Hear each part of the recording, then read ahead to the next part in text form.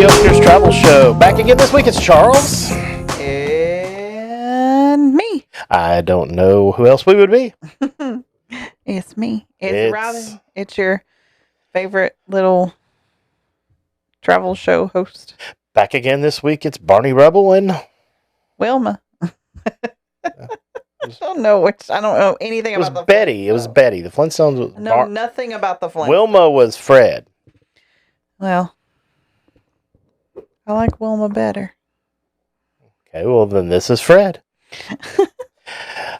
I don't know what we are doing right now. I don't either. Gotten way off tangent already. Welcome back to the second episode of Sail Away Sunday. Hello. Sail away, sail away. Yeah, we need to put some of that in here. Today we have a very special episode. We've been talking about this a lot, and it's been a month and a half or so, I guess, since we probably we're the last. We're obsessed with this. We are. This is highly anticipated. Very much so. Lost my headphones. Easy killer. I know, right? Easy.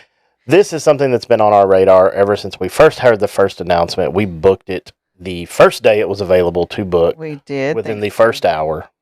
Yes, that was before I was a travel agent. So thanks to my travel agent friend Jessica for hooking us up. And she was like, Robin. It was like 6 a.m. or like a little bit before. Yeah, Jessica with, what's her travel agency? Journeys by Jess. Journeys by Jess. Yeah. Free plug for Journeys by Jess. There you go. Such a girl.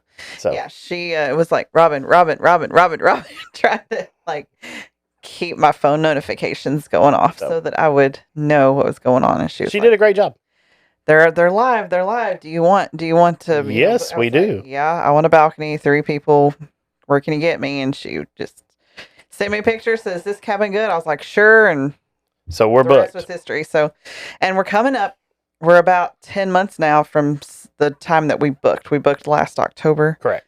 So, yeah. Woo. But we're just 5 months now from going. I know. It's come around quick in some ways. Life goes by in a blink of an eye, and in some ways it's like, I'm never going to get there. As we mentioned before on this particular cruise ship, it was laid and first floated out on your birthday. Yeah, actually. So this is like, I don't know. I think it's just meant to be. Yeah. But we haven't even said what we're talking about. I know. I was building anticipation. We are talking about none of the other than the icon of the seas, Royal Caribbean's newest ship. You blew the anticipation. Debuting in 2024. I did not blow it, sir.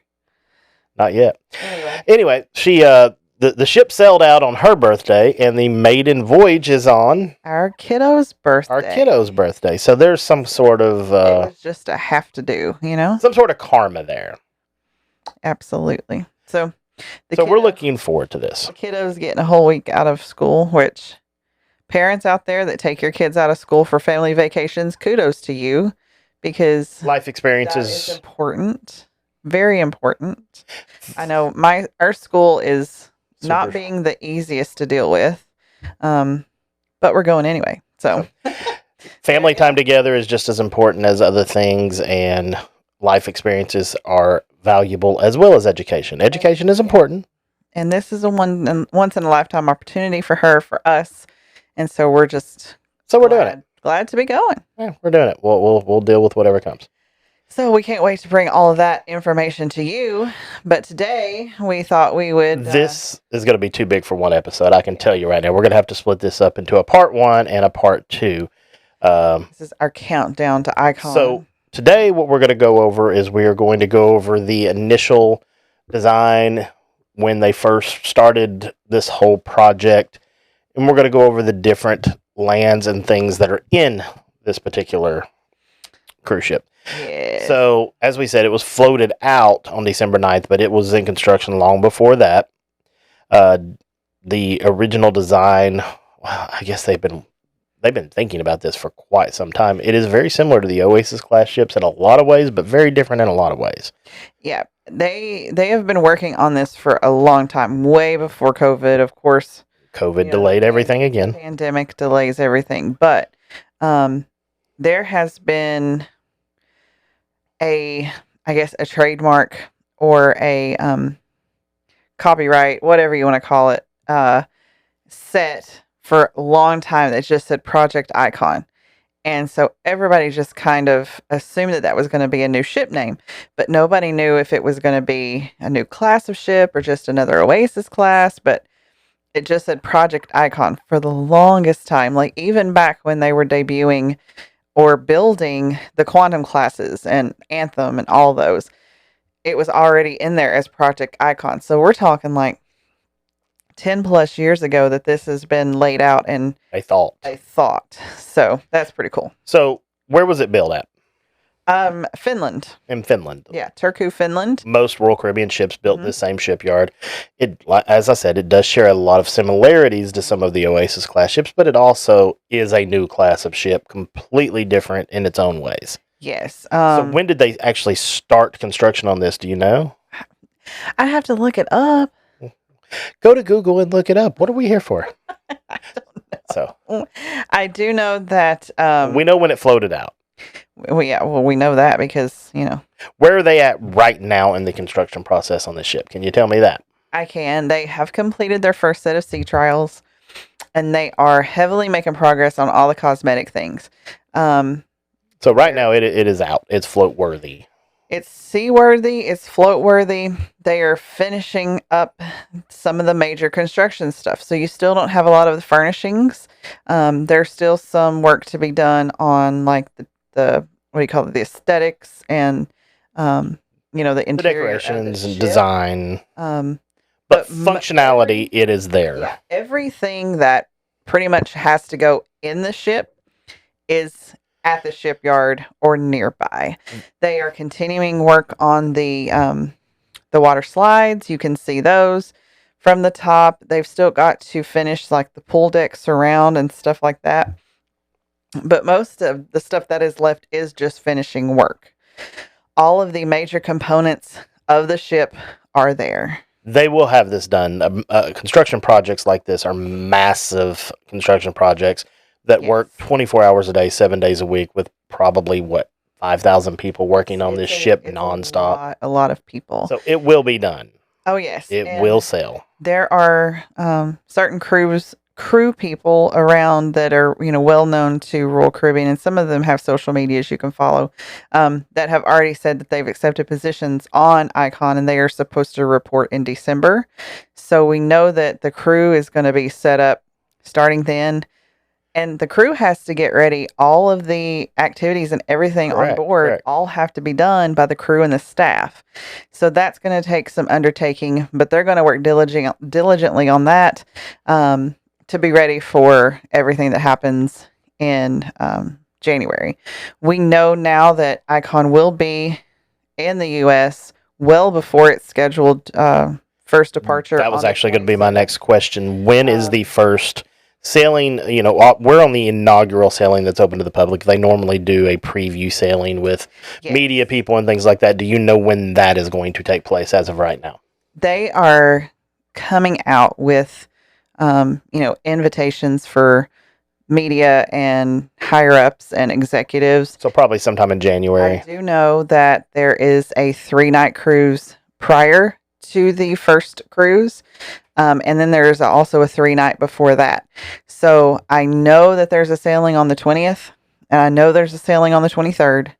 But these are sailings that are only for 3 nights just to Coco Cay and back that are for like executives, media people, company people. Yes. Probably families, vendors, that type stuff. So this is not open to the general public. These cannot be booked through a travel agent or through Royal Caribbean directly. Specifically previews. Invite only. Invite only previews. And probably free of charge. As of now, yes. So. There is nothing out there that is to be booked to pay for until the 27th, which there are still some cabins available if you have deep pockets.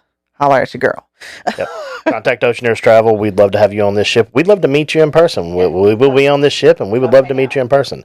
We will be... I'll buy you a drink. We will be recording a lot of stuff while we are on this ship in January, so we will have some of the first look videos coming out. So make sure you like and subscribe so you can see those. We will be posting from the ship as well as doing some other live things from the ship. So make sure that you're there so you can see it firsthand for yourself.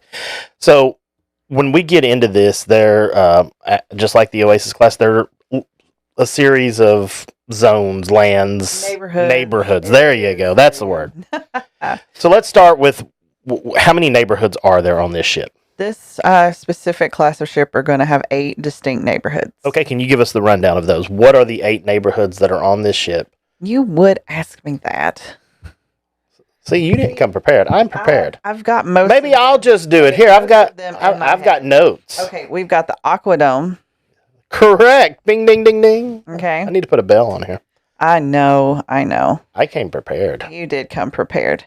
All right, so we know we have the Aquadome. Do we want to go over a little brief overview of the Aquadome? Yeah, well, let's touch on the Aquadome because this is a major area of this ship. Okay, so we all know the Aqua Theater on the Oasis class ships where they have world-class diving and entertainment. Well, the Aquadome is going to be located near the front of the ship. Think kind of solarium-esque on most other cruise ships. So you're going to have a domed area on the top forward part of the ship, and this is going to be a seating event venue by day and Aquadome event venue by night. So you're still going to get the diving shows. They've just moved them from the back to the front, put them under a glass dome, and added a lot of features to them. The Aquadome itself weighs 363 tons. Let me 363 tons. There we go. My S syllables correct. It is over 600 glass panels to surround it. There's some videos and things of that out there of renderings of this. Nobody's actually seen the full thing going as of this point, but it is the renderings look amazing. They're amazing. Got the first amazing. For the first time, there will also be 2 aqua shows that you can see on this ship. Aqua Nation and Pirates versus Mermaids are the name of these shows. The aqua shows are always good. They're always highlights of any Oasis class cruise ship. For me, I'm sure that this is gonna far surpass it. They're also going to have plush seating around, not just at the Aquadome itself for the shows in the Aqua Arena, but also surrounding kind of solarium-esque, just like I said before.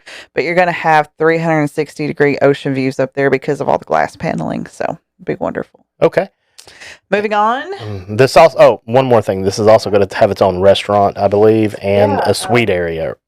Actually, it's going to have a kind of like a captain's table. We can talk more about that. We're going to talk more about the food next week, but I just wanted to be a specific area for like parties. I think maybe up to 20 guests can have a meal together off of a select, menu. Okay. And there will also be a food market up there. So we'll talk more about that next week. So definitely come back for all the dining. Since we moved the Aquadome from the back to the front, there's got to be something in that back now. Let's jump to that. What's going to be in that area? Because I know that that's a highlight of this ship and one of the... It is, and that is going to be your surfside area. That's what this area is going to be called. Think of the boardwalk area on Oasis class ships. Instead of calling it the boardwalk there, it's going to be called surfside. It's going to be deck 7 aft. And it's all going to be catered to families, which is an excellent, excellent concept. Genius. Yes. So not only are you going to have the carousel is going to be there, you're going to have your own eateries there. There's going to be a second buffet. We've got the Windjammer, which is your main buffet on Royal Caribbean. But now we're going to have the Surfside eatery, which is going to be a buffet. And you're going to have a little pop-up window stand called Surfside Bites right outside there. So if you are completely drenched from head to toe, and I'll explain why, you can walk up to the window, get a burger, maybe some chicken nuggies, and for the kiddos, maybe some fries, and go back to your activities. They've also moved your... playground activities from the top decks down to here. Yes, you're going to have your arcade. Lots of play spaces. You're going to have the arcade back here. And you're going to have Splashaway Bay is going to be moved from the upper pool deck to Surfside. Genius. You're going to have the baby bay as well for your kiddos that are not potty trained. Remember, if you're on a cruise ship and your kiddo is not potty trained, you only have a small area where your kids can get in the water. But this is going to be a heightened area on this ship because they know that that's a real concern. So there's a little slide, lots of sprayers, little waiting area for those younger kiddos. But then for the older kiddos, we're talking like 12 and under, you've got some slides, some sprayers, a bucket drop.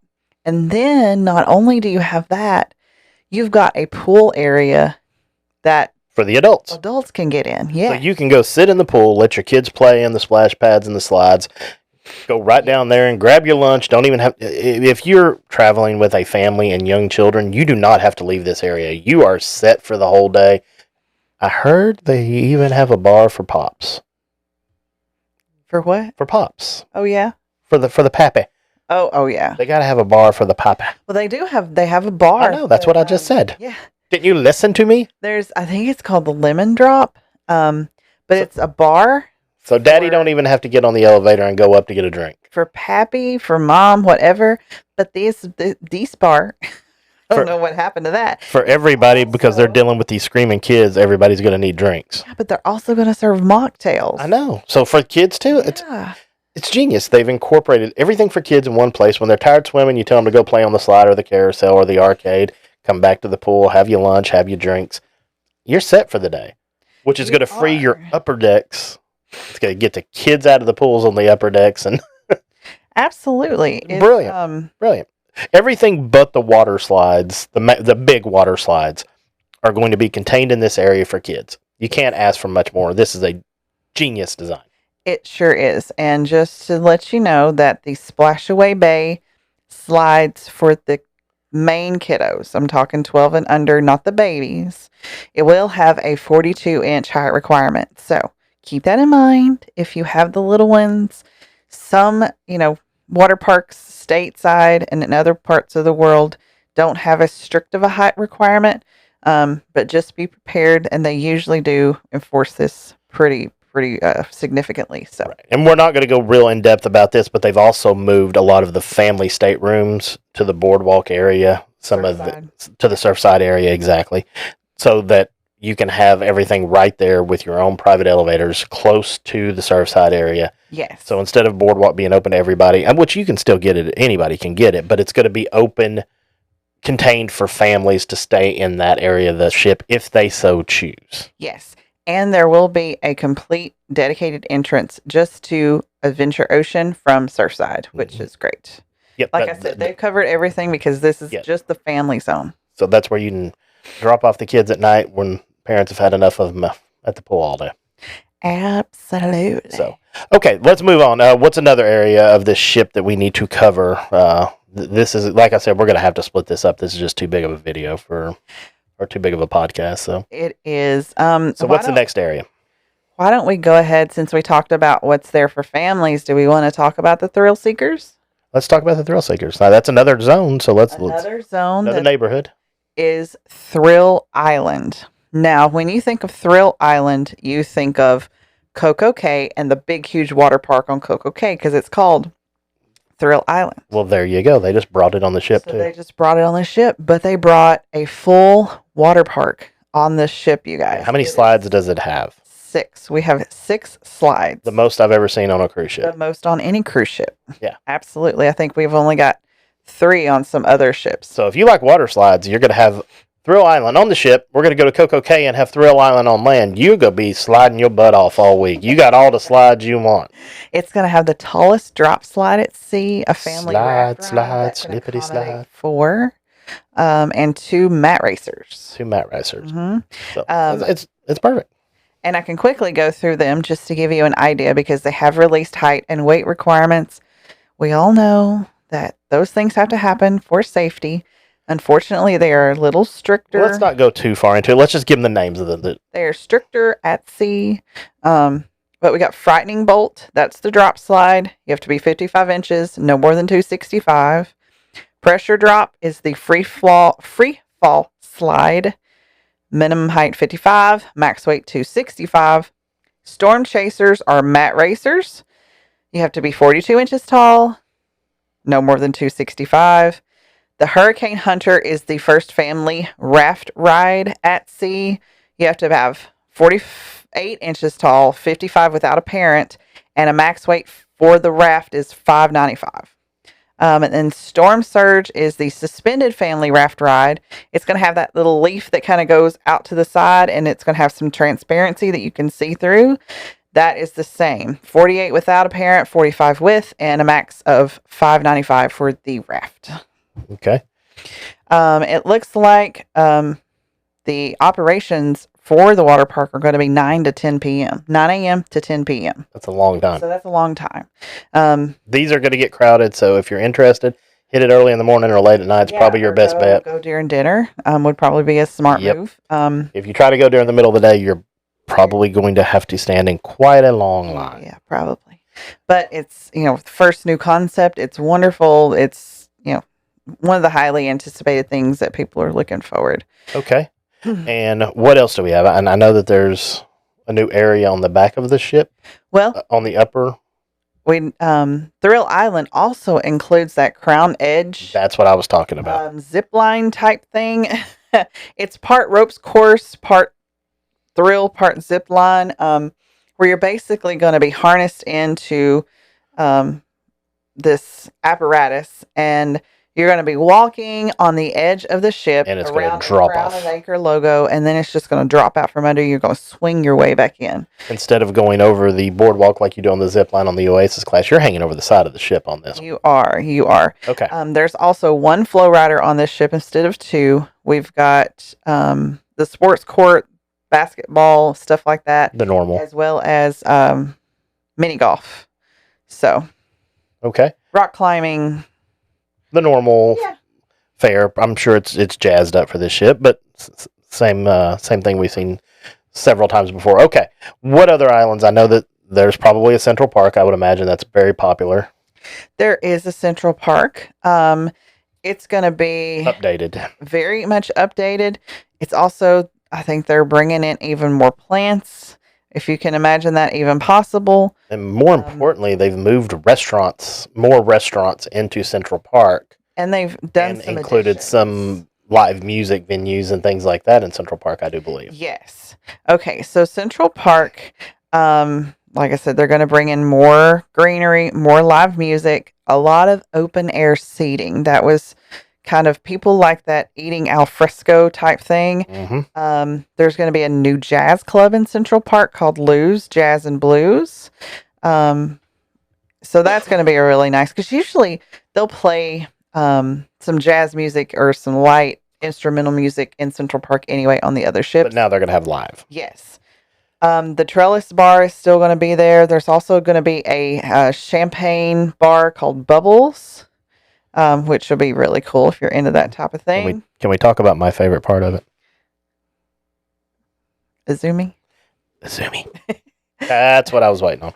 All right, so Best part. You know Izumi, that is Royal Caribbean's sushi bar, teppanyaki, hibachi. Where they cook hibachi in front of you, but you can also eat from the sushi menu and some hot plates as well. But this time they've added a walk-up window. So you can actually walk up and order your sushi, your hibachi to go. Everyone knows that this restaurant always sells out very quickly. It is very limited in seating to begin with, and it always fills up. Now you can still get it without the reservation. This is where that came into play, because nobody could get in. People were complaining that they wanted to go to Izumi, but they never could get in. Well, now you can at least get it. Experience Izumi. Get you a box and go sit somewhere in the park and enjoy it. Absolutely. And it is good food. We've had it. It is fantastic. It will continue to be the additional cost. But it's still good. But it's going to be a la carte, so it will be. We'll go over that more, of course, when we do the dining episode about what they have on their menu and things like that. Yes. Which will be next week when we do part 2. We will do part 2. How many more lands do we have to go over? I don't know. I think we've done probably... We did Central Park. We did the Aquadome. We did the Surfside. And we did the Thrill Water Park. So we got 4. So let's do the other 4. Okay. Let's talk about Chill Island. So that's the other part of Coco Cay that they brought on the ship, is the Chill Island. Chill Island is your pool deck. That is where you're going to go to hang out and do all things chill. They have really amped up the pool space on Icon of the Seas. So, I'll try to get through most of these pool decks, the pools with, as little breaks in it as possible. They're going to have a swim up bar. It's going to be called Pool and Tonic, and that is going to be adjacent to one of the pools. Of course, the swim up pool and whatever I called it, swim and tonic. The Royal Bay pool will be the largest pool at sea. And then you are also going to have a quieter cove-like pool that has an infinity kind of edge to it. So that's going to be pretty cool. Upper deck on the back of the ship. Yes. And then, no, that's not that. Oh. You're thinking of something else. Oh, wow. Okay. I thought that was the infinity pool. No. This is the Cove Pool. It has in-water loungers. Adults can find their own space at Cloud 17, which is the adults only retreat with their own bar, the Lime and Coconut. Is that where the margarita hot tub is? Is there a margarita hot tub? There is a margarita hot tub. Yeah. Yes. I know something you don't know. Doo-dah, doo-dah. There's a margarita cup that's a hot tub. But most of these pools are going to be open until 10 p.m., which is great. On other ships, some pools kind of tend to close early, or there's only one hot tub open. You've got to have multiple. So it is going to have multiple. And one good thing about these pools is they have taken from the suggestions, and they have, if not all of them, most of them are going to have step entry, not ladders.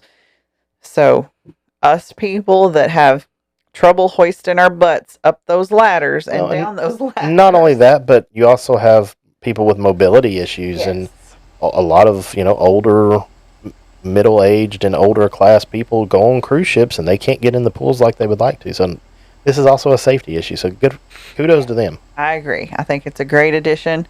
All right. I personally love the stairs. There's some cruise ships now that have solariums that have the stairs. I know Celebrity does a lot of stairs on all of the, most all of their ships, which is great. Okay, so that kind of takes care of Chill Island. So let's see here. I'm trying to read some information so I don't get anything wrong. This is what Charles was talking about. Our next area is the Hideaway. The Hideaway. And it's got an affinity edge pool too. It does, but because of where it's located, it's a little different. Then the Hideaway is going to be up top on the back of the ship, between kind of the two halves of the boat that make up the surfside area. Suspended. So it's going to be suspended in between those two areas, and this is going to be just a lovely pool that looks completely over the aft of the ship. Where you want to be at sunset. It's Royal Caribbean's version of a beach club. Essentially. It looks beautiful. Yes. This is Las Vegas pool party-esque. Think of suspended infinity pool. It's the first of its kind. There's a multi-level terrace. There's going to be whirlpools, a dedicated bar, and it's going to be open from 9 to 10 as well. Great. So that's going to be really good. Looking forward to that myself. That's on my top 10 list. Yes. We also have a brand new addition, the Suite Neighborhood. So we have suite areas on ships now, but now the suites are going to get their whole neighborhood. And this is going to be, I think, for your higher end suites. So, I don't know how much access junior suites are going to get to this, just kind of like Coastal Kitchen. Probably not a lot. They've done away with a lot of that. Yeah. So we'll have to see how that pans out. But the suite neighborhood, let's see, you're going to have 3 deck space for suite guests. Between decks 16 and 19 is an enclave for suite passengers that has many of the suite cabins, of course. You're going to have a large Coastal Kitchen restaurant. It's going to have a sun deck. The Grove is a new casual eatery just for suite guests. So think of it kind of a buffet just for y'all, which is good. Because we want y'all sweet people up where you belong. I'm joking. I like sweets. I'm joking. Coastal Kitchen is going to be 2 decks high, so it's going to be its own encompassing main dining room. They have to. As many people was going to be on this ship. I know. There is going to be the sun deck area is going to have a whirlpool, a hot tub or whirlpool and hot tub are the kind of the same, and a main pool there just for the suite guests as well. So yeah, that's the suite neighborhood. So how many more neighborhoods do we have? I think we got maybe 2 more. All right, I tell you what, this is too long. This is just too much information to try to pack in one podcast. Let's save those 2 for next week. Okay. So next week, we will go over the last 2 neighborhoods, and we will start going over the dining options and entertainment options. This may have to be a 3-part. There's just so much on this ship. I do have one question for you before we close out. We probably should have opened with that. What's the capacity of this ship? How many passengers and how many crew? Well, the total capacity of this ship is going to be right at 10,000. That's passengers and crew. Passengers and crew. So that is mind-blowing. Big ship. That's a big ship. That's a lot of people. So, all right. Well, passenger count is right at 7,600 at double occupancy. And there's some triple occupancy. So yes. Some family suites. So yeah, there's going to be a lot. Max capacity is right at, it's like 9,950 or something like that. So if you're planning on going on this ship, it is going to be wonderful, but at the same time, have some patience. Pack your patient pants. Yep. You're going to, like any cruise, it's going to be what you make of it. You're going to get as much or as little out of it as you decide that you want to get out of it. You're either going to have the best time of your life, or you're going to have the worst time of your life. It's up to you. We could go on for another hour and a half, and we're gonna do 3 parts to this. This is just too much information for 1 or 2 parts. So this is going to be a 3-part series. This is part 1. Next week we will follow up. Finish up this and maybe talk about some entertainment. And food. Maybe finish with dining. I don't know. Let's finish with the dining. There's, the main event's always the food. There's 18 different restaurants on the ship or more. So next week we're going to go over the last 2 neighborhoods and cover the entertainment. Yeah. And then the following week, part 3, we'll go over the dining options and talk about menus and things like that. Sounds good to me, bro. Thank you everybody for listening in. We appreciate it very much. All these videos are available on YouTube and on our website now at oceaneerstravel.com. Will be available every week there. So if you want to go there, you can watch them right on our website. Yeah, as always, if you have questions or comments or concerns, feel free to put them in the descriptions or the boxes below. I'm happy to get back to you, and we're planning a Q&A session so we can send in your questions to oceaneerstravel@gmail.com. For our podcast listeners, please don't forget to go to Apple Podcasts or Spotify or any podcast platform that you choose to use. Go ahead and leave us a review there. We appreciate that very much. Go ahead and subscribe to the podcast. You can get it on video or audio. Video is great if you're sitting in front of a computer or a TV. Audio is great if you're riding in your car. So go ahead and subscribe to both, and then you can listen to it wherever you want, whenever you want. Right, because more importantly, everyone needs a Robin in the afternoon. More importantly, please tell all your friends. Share this on your Facebook. Share it at wherever. Tell your friends to come join us. Your friends need this. It costs you nothing to subscribe. The information that we give you is completely free of charge. Obviously we're travel agents, but you don't have to book with us to enjoy this information. Just come and hang out. I need friends. We like doing this, so please subscribe, join, like, share with your friends. I do not have anything else. Do you have anything else, Robin? I don't either. Until next time, friends. We'll see you for part 2 next week. Bye.